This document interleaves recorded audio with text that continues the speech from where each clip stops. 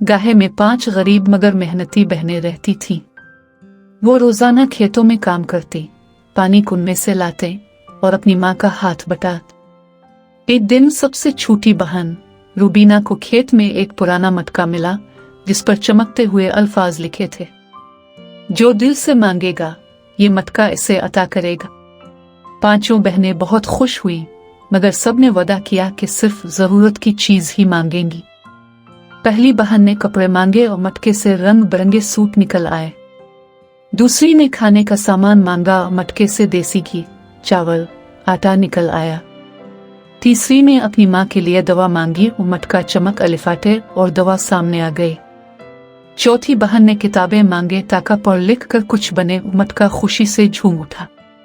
मगर जब बारी आई रूबीना की, उसने बस इतना कहा, आ अल्लाह, ये मटका इन सब के लिए हमेशा भलाई करता रहे।